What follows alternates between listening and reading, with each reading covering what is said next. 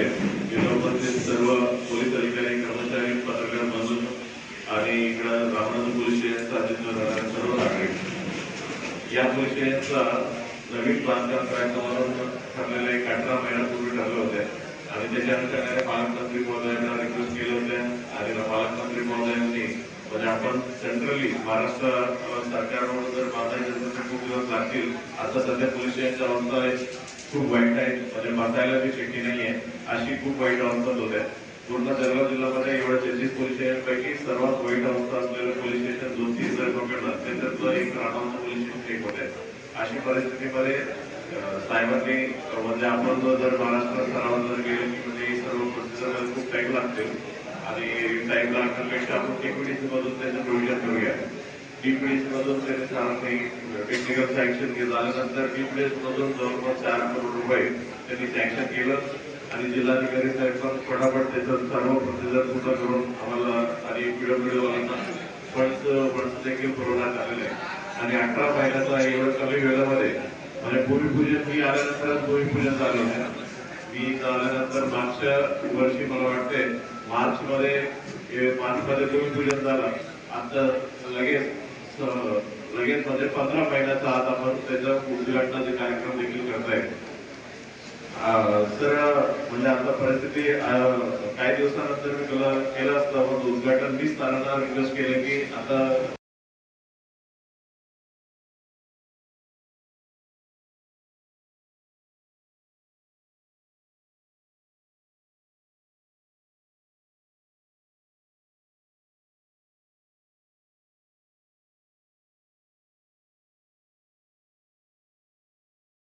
आमचं request accept करून आज उद्घाटनाचा कार्यक्रम देखील केला. तर लगेच त्याचं बाहेर आम्ही 16 गाडी ठरलेल्या आहेत. माझं स्वतःचं गाड्या आहे, आमचं सर्व सिनियर ऑफिसरचं गाड्या पण आहे आणि माझ्या गाडीचं अशी परिस्थिती होतं पूर्ण जिल्ह्यामध्ये सर्वात जुन्या गाडी माझंच होत आहे, सर्वात जास्त चांगल्या गाडी पण माझंच होत आहे. बट माझ्या म्हणजे ठीक आहे ते जुन्या सोडमध्ये दुसरं काहीतरी बोलेरोमध्ये बसलं की मला एसपी म्हणून कोणी ओळखणार नाही, पण माझी अडचण तशी होता म्हणून त्याच गाडीत चालू होते. म्हणजे अशा परिस्थितीमध्ये मला माझं एक्झिक्युटिव्ह गाडी दिलं आणि आमचं सर्व एक्झिक्युटिव्ह आणि सर्व एक्झिक्युटिव्हला देखील आणि आपल्या स्क्वॉडला पण म्हणजे चांगला स्कॉर्पिओ भेटलेलं आहे. तर आपल्या स्क्वॉडचं पण अशी अडचण आहे की म्हणजे आपल्या गाडी स्पीडमध्ये चालतं, आमच्या गाडी जुन्या असल्यामुळे स्लोमध्ये चालतात. मग आज तुम्ही पोहोचल्यानंतर आमच्या स्क्वॉड नंतर पोहोचतोय. जे नेमका उद्देश आहे ते उद्देशच डिफीट होत होते. उद्देश असा आहे की तुम्हाला प्रोटेक्शन द्यायचं. मग आमच्या लोकांनी म्हणजे निवांत 2 मिनिटानंतर पोहोचतंय, आमचं काही प्रोडक्शनचा उद्देशच डिफीट होतोय. अशा परिस्थितीमध्ये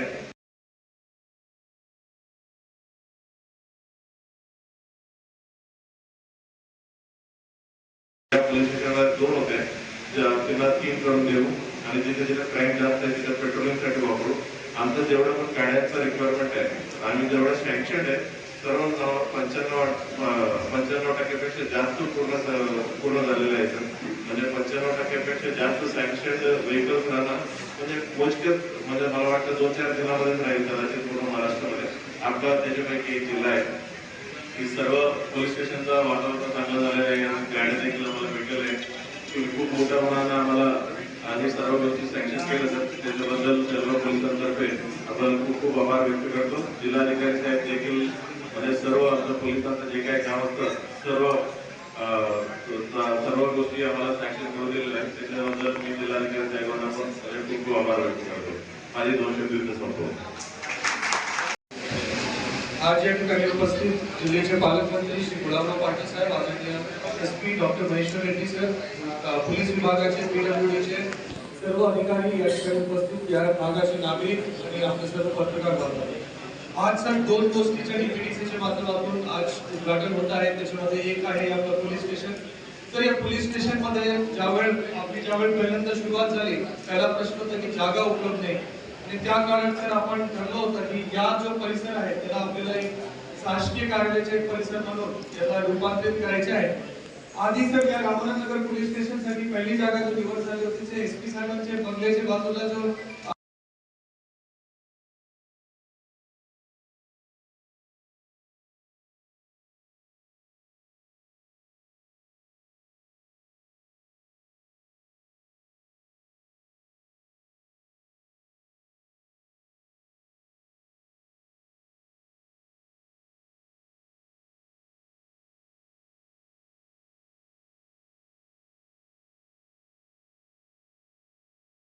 त्याच्यामध्ये करावं लागलं की याच्यामध्ये नेमकी गरज काय काय गोष्टीची आहे आणि ते म्हणजे 4.4 कोटीपर्यंत 5 कोटी त्या काळात डीपीडीसी मध्ये निधी देण्याची तरतूद होती आणि आपण कसं 5 कोटीच्या आतमध्ये बसू शकतो हा पद्धतीमध्ये या काम सर पूर्ण करण्यात आलेलं आहे. आणि सर मला एक और गोष्टीचा आनंद आहे की पोलीसच्या माध्यमातून सर डीपीडीसी मध्ये आदरणीय एसपी साहेबांनी जो गोष्टी ठरला होता की आपल्याला रिस्पॉन्स टाइम कमी करायचे आहे त्याच्यामध्ये पोलीस चौकी असेल वाहनाची संख्या असेल जसे एसपी साहेबांनी म्हटलं की 95% पेक्षा जास्त सँक्शन वाहन आज उपलब्ध आहे. त्याच्यामध्ये सर कॉन्स्टेबलच्या मोटरसायकल पासून एसपी साहेबांच्या वाहनापर्यंत सगळे वाहन सर या ठिकाणी उपलब्ध करून देण्यात आलेलं आहे.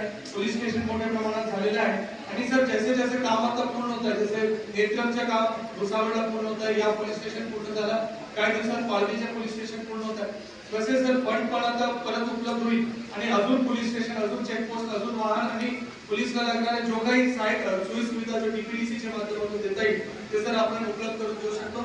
या काम सर रेकॉर्ड टाइम मध्ये पूर्ण केल्याबद्दल मी पीडब्ल्यूडीचा विशेष आभार व्यक्त करतो आणि क्वालिटीचे काम सर होण्याचं मूळ कारण आहे की एसपी साहेबांनी व्यक्तिशः लक्ष दिलं वेळोवेळी या ठिकाणी भेट दिली आणि त्याच्यामुळे या ठिकाणी कामच्या जो क्वालिटी आणि गती आहे बरोबर करता आलं सर. सर या निधी सँक्शन करून देण्याबद्दल डीपीडीसीचे सचिवच्या माध्यमातून सर मी आपला सर विशेष आभार व्यक्त करतो. एसपी साहेबांनी पूर्ण पोलीस विभागाला अभिनंदन करतो की हे मोठा काम या ठिकाणी झालेलं आहे आणि आपले सर्वांचा विशेष आभार व्यक्त करतो. जय हिंद जय महाराष्ट्र.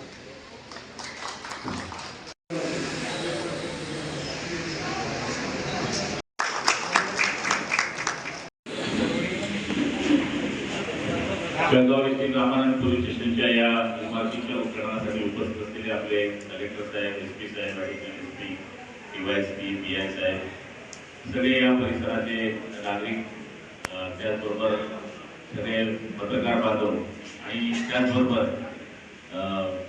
या ठिकाणी या कार्यक्रमानंतर लगेच एसपी साहेबांनी सांगितल्याप्रमाणे वाहनांचं सुद्धा लोकार्पण होणार आहे त्यासाठी उपस्थित असलेले आमचे किरणदादा सगळे विविध पक्षाचे पदाधिकारी बंधुपती आणि मित्रांनो खरं बघायला गेलं तर या बिल्डिंगचा ज्यावेळेस एस्टिमेट आला त्यावेळेस जवळपास 9 कोटीच्या आसपास होता आणि आता तेवढा पैसा आम्हाला देता येत नव्हता तरी सुद्धा आम्ही काटकसरीने जेवढं करता येईल तेवढं या बिल्डिंगचं काम व्हावं म्हणून आम्ही पैसा दिला आणि आज आपण बघतोय की जी बिल्डिंग इथे उभी राहते एक प्रकारे सगळ्या कर्मचारी कार्यालय ज्याप्रमाणे असतात त्याचप्रमाणे ऑफिसेस कार्यालय इकडे येत आहेत आता सध्या त्याचं इकडे ते ऑफिस आहे तिकडे बाजूला ऑफिस इथे मागं महिला बाल कल्याणचं ऑफिस आहे इकडे उच्च तंत्र शिक्षणावाल्यांचं ऑफिस आहे आणि या ठिकाणी चांगल्या क्वालिटीचं काम करून घेण्याकरता एसपी साहेबांनी जे लक्ष दिलं त्याबद्दल मी त्यांचे खूप आभार मानतो.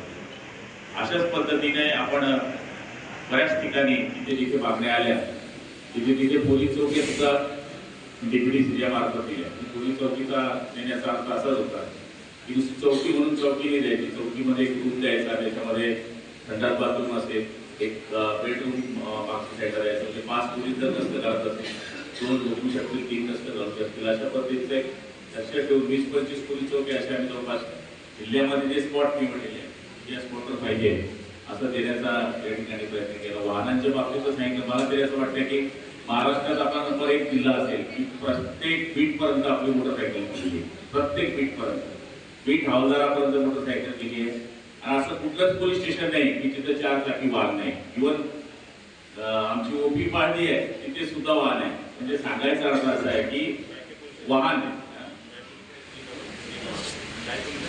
काही पोलीस स्टेशनला 3 वाहन आहे म्हणजे आपण जे म्हणतो वाहनांची कमतरता पडणार नाही. तर म्हणजे याचं सगळं श्रेय जरी डीपीडीसी मध्ये मी असतो तरी आमदार खासदारांची मदत असते आणि एसपी साहेबांना जातं कारण की त्यांनी आमच्या डिपार्टमेंटचं काय करायला पाहिजे ही आखणी केल्यामुळेच आम्ही हे करू शकतो. त्यामुळे मी त्यांचेही खूप आभार मानतो. कलेक्टर साहेबांनी मदत केली त्यांचे खूप आभार मानतो आणि मी तरी स्वतःला भाग्यशाली समजतो की आपण ज्या पोलिसांकडे सगळ्या अपेक्षा ठेवतो त्यांच्या गोष्टींवर सुद्धा आपण लक्ष ठेवण्याची जबाबदारी आपली असते लोकप्रतिनिधी म्हणून. ती जबाबदारी मी पूर्ण करू शकतो त्याबद्दल मी स्वतःला सुद्धा खूप भाग्यशाली समजतो. याचं कारण आपण पोलिसांकडे सगळ्या अपेक्षा करणार वाद नसतात मोटरसायकल नसतात वेळेवर तो कसा पोहोचणार. सध्या गुन्हेगार इतके फास्ट आहे तिकडे पायी जाऊन चोरी करत नाही आता त्यांच्याकडे सगळे वाहन असतात त्यामुळे त्या गोष्टीने आपल्याला पुढे चाल करायची आहे. आता त्यांनी एक भुसावळमध्ये सुद्धा कलेक्टर साहेबांनी नेत्रम म्हणून च्या माध्यमातून सीसी कॅमेरे बसवलेले आहेत, त्याचं नाव नेत्रम दिलेलं आहे की आमचे डोळे कायम तुमच्याकडे आहे, या पद्धतीचं नाव त्यांनी दिलेलं आहे. मला तरी असं वाटतं की पुढच्या काळामध्ये अजून DPTC मध्ये जे काही आम्हाला करता येईल ते जरूर करण्याचा प्रयत्न करू. SP साहेबांनी त्याप्रमाणे आम्हाला सुचवलं त्या पद्धतीने उत्तर पोलीस स्टेशन आपल्याला यावर्षी टार्गेट करायचं आहे. आपण ते टार्गेट करू आणि चांगली बिल्डिंग अशीच उभी करू. असं वाटत नाही की आपण आता पोलीस स्टेशनमध्ये आलो, एखाद्या चांगल्या कॉर्पोरेट ऑफिसमध्ये आलो असं वाटतं. म्हणजे येणारा गुन्हेगार सुद्धा विचार करत की आपण कशाला चुकून इथं आलो. म्हणजे जे चांगल्या पद्धतीच्या बिल्डिंगमध्ये आलो त्यामुळे त्यालाही वाटत नाही बाबा आपण काही काम नाही केलं पाहिजे. म्हणून एक सुंदर काम या ठिकाणी झालं. बरेच कामं आमच्या आयुष्यामध्ये होतात, मंत्री झालो, आमदार झालो, आम्ही बरेच कामं झातात. पण ही बिल्डिंग 100 वर्ष राहील तोपर्यंत आमचंही नाव या बिल्डिंगवर राहील की एक पालकमंत्री होते, एक SP होते की त्यांच्या काळामध्ये अशी बिल्डिंग उभी राहिली, त्यांनी ही काम केलं. माणूस हा नावाकरता जगतो, कोणी माणूस असला तरी, आणि ते काम करण्याचा आम्ही 100% प्रयत्न केला आहे. आणि पोलीस डिपार्टमेंटशी नेहमी आमचा संपर्क आला आहे. जरी मी पोलिसाचा मुलगा नसलो तरी माझं लहानपण, माझे काका हे बँडेज पोलीस ज्यावेळेस होते तेव्हा PSI होते, त्यांच्याकडे मला लहानचा मोठा झाला. त्यावेळेस पण थिएटरमध्ये आलो तर 4 पोलीस होते मला. बँडेज पोलीसच्या टायमाचा PSI म्हणजे काय, तेव्हा फार रुबाब होता. तालुका स्तरावर भडगाव तालुक्याला माझे काका PSI 5 वर्ष होते. मी भडगावला 5वी शिकलो. सावदा, फैजपूर, चाळीसगाव, मुक्ताईनगर सगळे पोलीस स्टेशन त्यांनी केले. त्यांच्यावर त्यांची भरती झाली, मी पण जायचो. आणि पोलिसाची मुलगी बायको आहे, एक साला पोलीस आहे, त्यामुळे सगळं पोलिसांमध्ये नातं जुळलं आहे. म्हणून पुढे पोलिसांकडून लव असतं आपली, मी प्रेम वाटतं यांची मुली पोलीस आहे. सांगायचं अर्थ असे की पोलिसांची आयुष्यामध्ये कायम संबंध आलाय आणि राजकारणामध्ये पोलिसांची फार मदत मला आयुष्यामध्ये झालेली आहे. त्यामुळे आज या पदावर मी जाऊन पोहोचतो. मला तरी असं वाटतं की त्या पोलीस वर्गाचं मी काम करू शकतोय. मी त्याबद्दल स्वतःला भाग्यशाली समजतो. SP साहेबांना खात्री देतो की अजून काही वाहनं लागतील त्यांनी सांगितलं तर आम्हालाही वाईट वाटतं. हे 8 लाखाच्या गाडीत फिरतात आणि किंवा या ठिकाणी पत्र देत राहतात.